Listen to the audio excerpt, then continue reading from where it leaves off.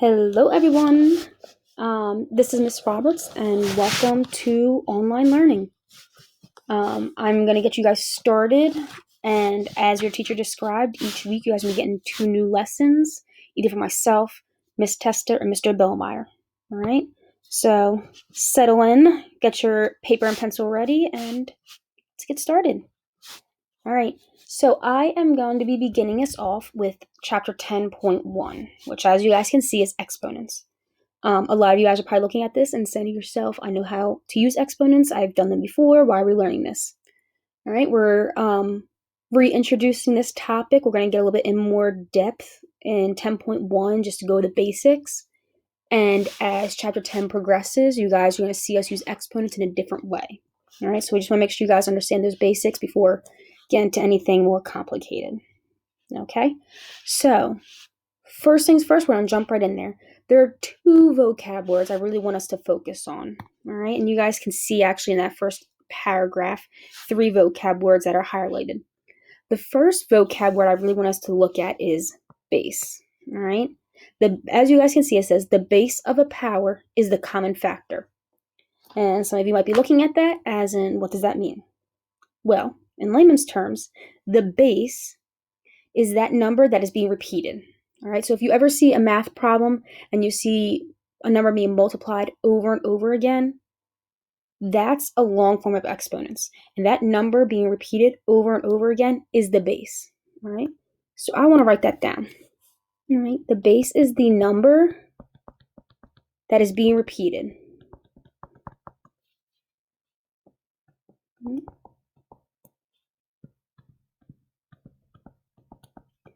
Typically, when you write this, when you write your exponent and things like that, your base is going to be that bigger number.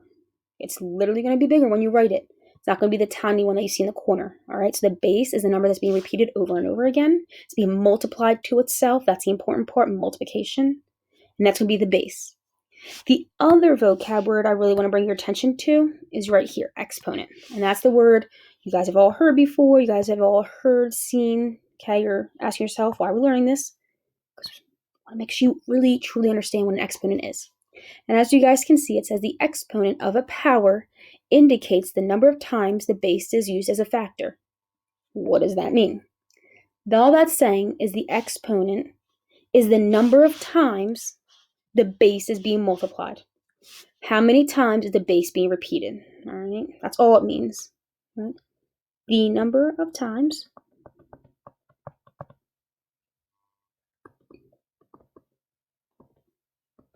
the base is being multiplied. Okay, so take a second. If you need to pause this, write those 2 vocab words down, put them somewhere safe so you don't forget. All right, now just to clarify what this nice little image right here is. All right, you guys see it? You guys have written exponents. You guys have seen them before. I'm just going to break it down. As I said, the base is that bigger number. It's the number that's being repeated over and over again. So if we look over here, they put it in written out terms. 1/2 is being repeated over and over again. 1/2, 1/2, 1/2, 1/2, 1/2. That's our base. And we have that written right there. All right. The other key thing is that number is written in parentheses. All right. So when we're writing our base, especially a number, I will put it in parentheses. So let's put that down right here. So as you guys can see, I typed up a quick little note. I wrote it on the side right here. When the base is a number, it should be written in parentheses. So just like we see right here, that base is written in parentheses, that number, especially when it's a fraction, a decimal, a negative. I just like whenever I see a number as my base, I like to put in parentheses. It makes it easier for me. So please make sure you write that new note down that we should always be writing our bases, especially numbers, in parentheses. All right? And then as we can see up here, the exponent, it's pointing to that tiny little 5 up the top. That 5, the reason it's a 5 is because the base is being repeated. It's being multiplied 5 times. I see it 1, 2, 3, 4, 5. Being multiplied 5 times, so that's why my exponent is 5. All right? So we're going to make sure we have all these notes written down, pause, whatever you need to do. And after you've done that, we're going to go down to example 1 and try using these vocab words to answer these questions. Okay, so we should all be scrolled down in your packet, on your new piece of paper, pencil, whatever, down to example 1. And as we can see, it says write each product using exponents. And I'm going to underline this really quick because that's pretty important. It's saying to use exponents. It's not asking us to simplify and put a number down. It wants its answer to contain an exponent. So make sure we write that. Okay, don't simplify. So make sure you're taking your time and reading your instructions. All right, don't make a silly mistake because we're trying to get through it. So don't simplify, write it in exponents. All right, so there's going to be 2 steps that we're going to take. The first step, let's change our color to an orange. First step, find the base. All right, find the base. So think to yourself, what's the base? How do I find the base? Okay, go back to your notes, scroll back up. The base is that number that is being repeated over and over again. So if I look at my problem, what number is being repeated over and over again? I see -7 being repeated. So that's going to be my base. I'm going to write that down. And don't forget our little note, any number, I'm going to put in parentheses. That way it keeps it all together. So I found my base. I did check 1. Boop. Awesome. All right. Now I'm going to go. Let me see if I can find the orange again. Second step. It's a little off. Find the exponent. Okay, make sure you do it in this order. It's just going to make it easier for you. All right. Again, hopefully that's close. I'm going back. The exponent. Think to myself, what's an exponent? How do I find it? If I go back in my notes, I'm going to know the exponent is the number of times my base is being repeated. So I'm going to go up there. How many times is -7 being multiplied? 1, 2, 3. 3 times. So my little exponent is going to be 3. And that's it. All right, that's why I wanted to underline up here. It says using exponents. I have my answer and exponent. That's all they want. All right, so using these same steps, the same vocab, I'm going to go over here to B. All right, step 1. All right here. Find the base. My base, what's my base? All right, my base is the number that's being repeated over and over again. Oh, I see 2 numbers being repeated over and over again. I shouldn't even say numbers. I see 2 variables, 2 symbols being repeated over and over again. So I'm going to start from the left and work my way over. I see that pi symbol. Pi is being repeated. Since pi is being repeated, that's going to be my base. I'm going to write that down. I don't want to forget. All right, pi is being repeated. Now, how many times is pi being repeated? 1, 2. Since it's being repeated 2 times, that's going to be my exponent. So I want to make sure I write that up there. All right? And I'm going back. Do I see anything else being repeated? And if we go back up here, I see R being repeated. Okay, I see R being repeated. Since I see that being repeated, I'm going back to step 1. That's my base. Then I want to count to find my exponent. How many times is R being multiplied? How many times is it being repeated? All right, let's change that color, make it a little bit easier. 1, 2, 3. All right, my R is being repeated 3 times. So that's my exponent. And that's it. All right, even though they're different variables, things like that, they get silly put together. One quick note before we move on to on your own. Even though it was multiple variables in example B, I can still keep them together. I cannot combine them though. All right, because I have a pi and I have a radian and an R. So I can't combine them, but I can keep them next to each other because I should know by now multiplication just right next to each other. Okay, so we're going to scroll down. All right, so we scroll down and I see our lovely on your own problems. All right, and there's 2 for you guys to practice. All right, once again, make sure we're reading our directions. We're using exponents. And I want you guys to do numbers 1 and 2 on your own. All right, so I want you guys to take your time, pause this video, try it on your own, and come back and the answers will be up and ready for you. All right, hopefully you guys had a chance to work these problems out on your own, and I want you guys to see if your answers match mine. In number 1, I saw 1/4 being repeated, so I knew that's going to be my base, and I put that in parentheses. It's being multiplied, it's being repeated, 1, 2, 3, 4, 5, so my exponent is 5. Number 2, just like up top, I saw 2 different numbers or 2 different variables being repeated. I'm going to start from left to right. From my far left, I see 0.3 being multiplied over and over again, repeated. So I know that's my base. I put that in parentheses to keep it all together. It's being multiplied. It's being repeated 4 times. 1, 2, 3, 4. So my exponent is 4. I also see that x is being multiplied over and over again. It's being repeated. That's my other base. And it's going to be raised to the second because we can copy 2 times. All right. So hopefully we have a little bit more understanding, and we're going to move on to actually simplifying. All right. So we just worked on having an equation written out, an expression written out, and we had to put it in exponential form.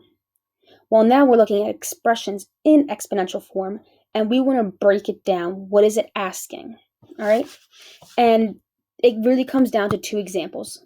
They look very similar. You're looking at A, you're looking at B, right? You're looking into yourself. They both have -2 on the bottom. They both have -2 as a base. They both have 4 as the exponent. Why are they separated? I want you guys to really think, what's one big difference we see between A and B? Right? Hopefully you guys noticed in example A, I see parentheses. And this is why I said back in the beginning that parentheses are a big deal. Whenever we see those numbers, we want to make sure we put those parentheses around it. Those parentheses can change the answer. All right, and especially when we move down to longer expressions with different steps, we all know that the slightest mistake is going to affect the whole problem. All right, so we're going to start with A. All right, and it says evaluate each expression. So I don't want this in exponential form. I want it to actually simplify. But before you guys go and get your calculators and type it in, I want us to break this down. What is it asking?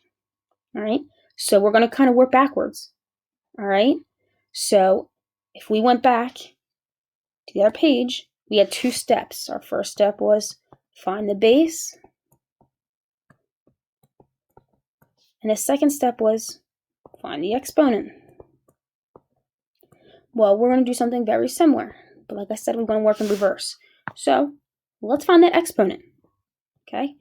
In A, the exponent is 4. And the exponent told us that's the number of times it's being repeated. So if I know my base is going to be repeated 4 times, I can do something to help me. This is for me. I like to write it out so I don't forget. It needs to be repeated 1, 2, 3, 4 times. And I know it's going to be multiplication. So when we're doing powers, we're using multiplication. So I'm just putting that little multiplication sign in between each one. So I found the exponent. All right, I broke that down. Now, what's my base? And I'm going to fill that in. So I'm looking down. What number is in those parentheses? What number is being repeated over and over again? And if I look, I see -2. That's it. So I'm going to plug in -2 times -2. Oh, almost forgot my parentheses. Times -2 times -2. All right. To make it a little bit easier, let me get rid of these. There we go. So we worked backwards. We started with an exponent, and we worked back to see a number being repeated over and over again. All right? And you can self-check. This is an easy way for you guys to self-check. Go backwards. What's my base? -2. Well, that matches. How many times is being repeated? 1, 2, 3, 4. And that matches. So that way you know it checks off. Now the moment you guys have been itching for, you guys can grab those calculators and type this in. All right? I see -2 times -2 times -2 times -2. Make sure you're including that negative sign. All right? We know there's a big difference between -2 times -2 and -2 times +2. So if I type these all in, I'm going to get +16. All right? So make sure we have that written down. Make sure you take your time. All right? Now we're going to move over to B, and we're going to do the same thing. Okay? Just a little bit different, but the steps are truly the same, so please don't overthink it. All right? We're going to work backwards. Find the exponent. Okay, well, my exponent here is 4. So let me do out my 4 little lines. 1, 2, 3, 4. So I don't forget that I'm repeating it 4 times. This is to help me. All right? Now I want to find the base. What is being multiplied over and over again? And if I look, that 4 is not attached to the -2. Nope. What is it attached to? If we take a close look, it is only attached to that 2 right here. All right? So our base is not -2, and this is why parentheses are important. Our base is just the 2. The number being repeated over and over again is the 2. So I'm going to fill that in. 2 times 2 times 2 times 2. But I know you're asking yourself, there's a negative sign. Why did I not bring my negative sign down with us? Well, since they did not use parentheses, they're telling us the 2 is being raised to the 4th power. It's being repeated 4 times. And then that whole thing will be negative. So what I would do is bring down to my last step. Make sure I bring this with me. I need a negative. My final answer is going to be negative. Okay, no matter what 2 to the 4th power is, I'm going to find the opposite. So I'm going to do 2 times 2 times 2 times 2, and you guys can do that in your calculator. And once you guys did that, you should have had 16. And the opposite of positive 16 is negative 16. All right, so this is why those parentheses are so important.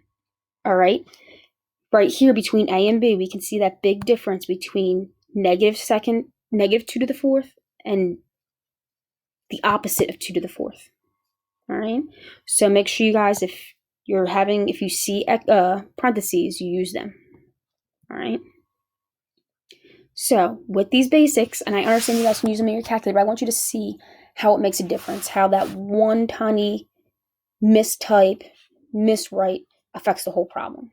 All right. So we're going to move it on down to one of our final examples, and then we'll do some on your owns. All right. All right. Example 3, using order of operations. Right there, I need to think, what are the order of operations? What can I write down to remember them? And hopefully every single one of you in your head either remember the saying, please excuse my dear Aunt Sally, or at least PEMDAS. All right. PEMDAS, hopefully, being very hopeful, we know stands for parentheses, exponents, multiplication and division, addition and subtraction. And we're working from left to right. All right, so make sure you have that written down, write it out, whatever you need to make sure you work in this order. You need to go in this order. You cannot skip around or it's going to affect the whole problem. Please do not just type this into your calculator, because sometimes your calculator doesn't do PEMDAS. Break it down into the simplest terms and then type it in. All right, so we're going to look at example A. All right, and example A, I'm going to work my way. All right.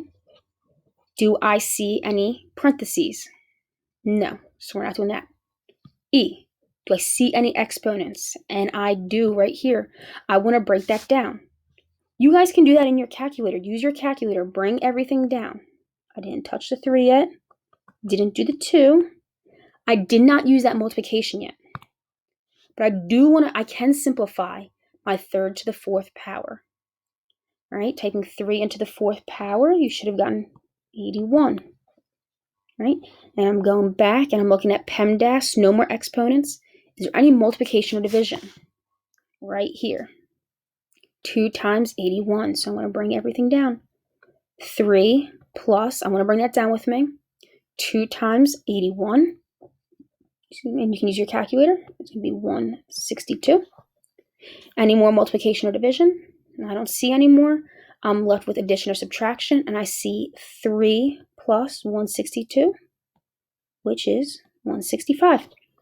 And that's it. That's all we had to do. Take your time. We want to see these steps. Write it out. Do not just type this in your calculator and say, hey, I didn't get that answer. Work through the order operations. Work through that PEMDAS. All right. And then if you get to the end and you don't have that one, we can help you. But please make sure you're doing step by step. All right. So I'm going to skedaddle on over to example B. All right. Some of you might be trying this on your own. Some of you might be following along. Let's break it down. All right. I still have my PEMDAS up here. I don't want to forget about that. Start with my P, parentheses. Do I see any parentheses? Nope. So I can skip that.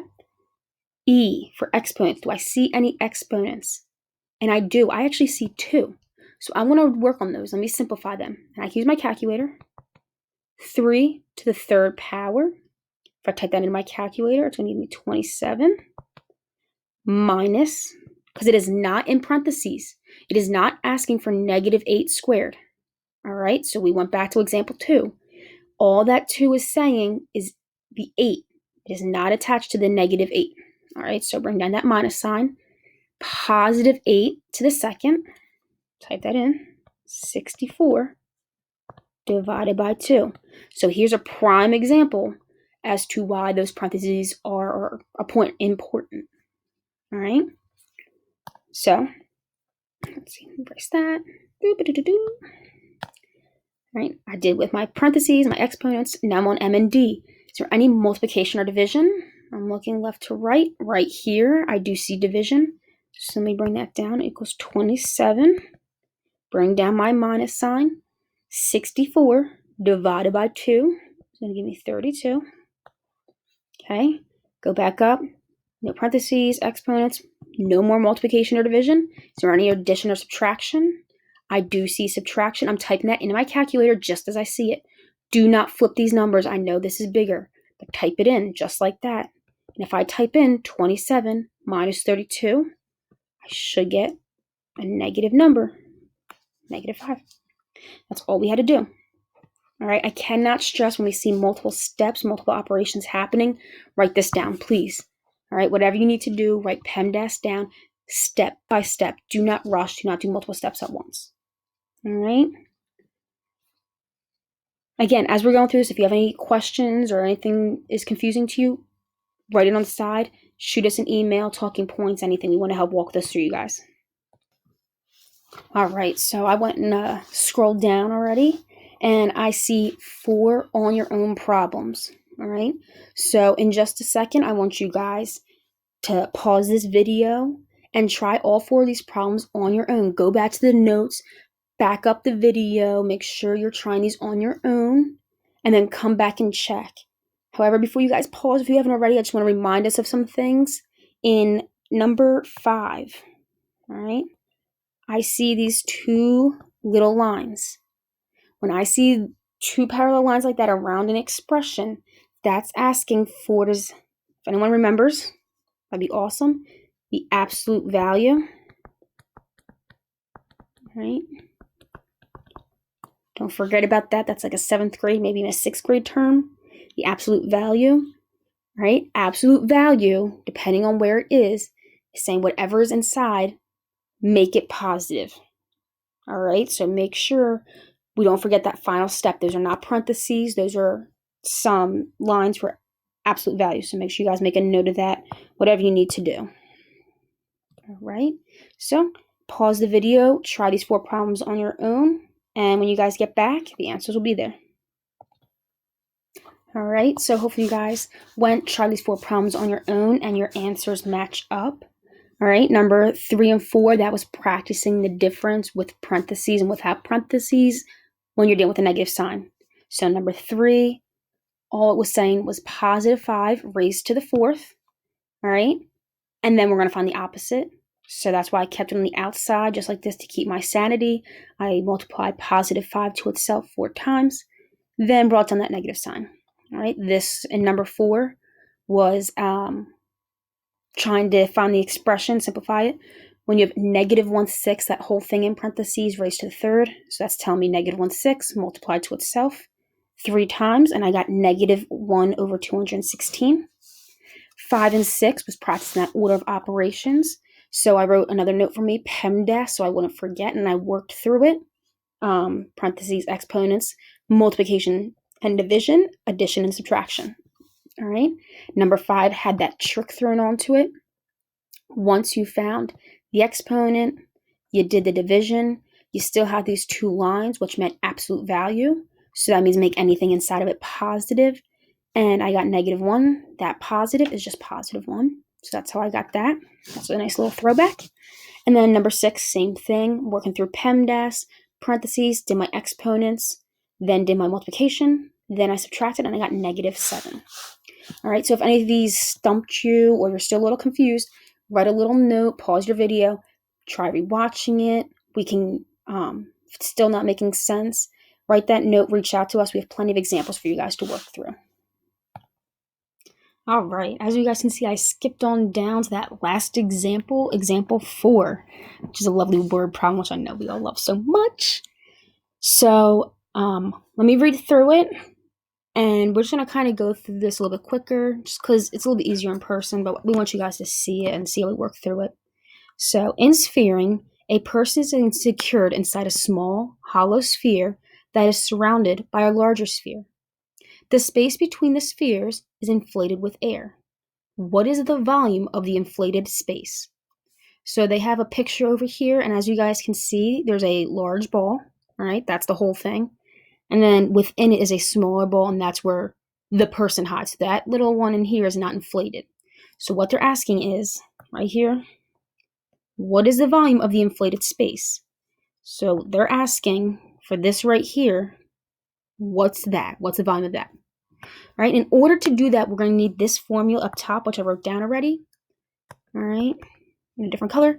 V, stands for volume, equals 4/3 pi r cubed. All right, so as I said, V is going to stand for volume, because that's what we're trying to find.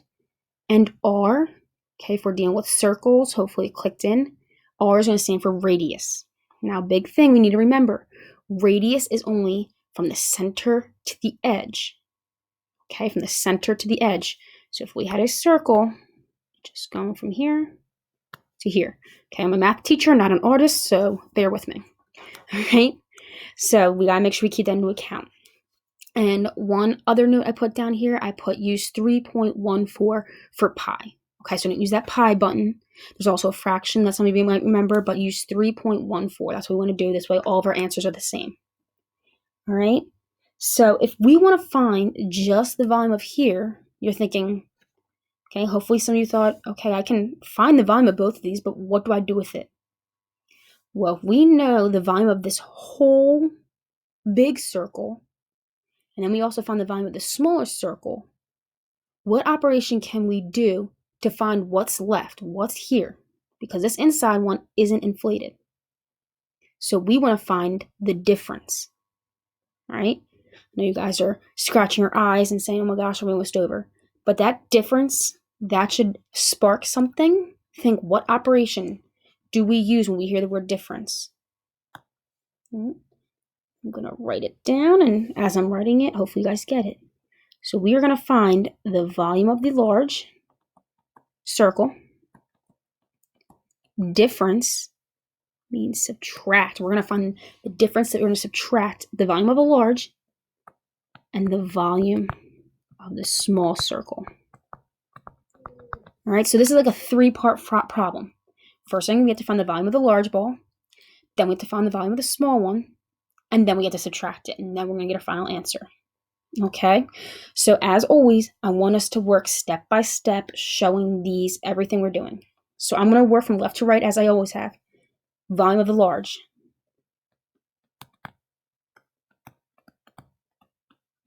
I need to find the volume. I'm going to go all the way back up here. I gave you guys that formula.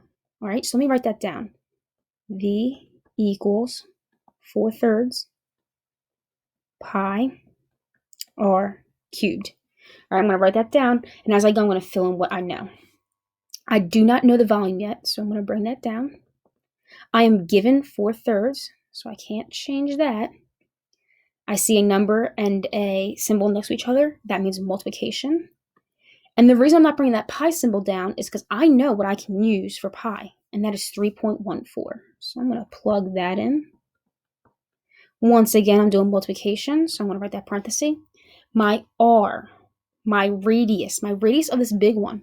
So it's telling me from the top to the bottom is 3. That's not telling me the radius, though.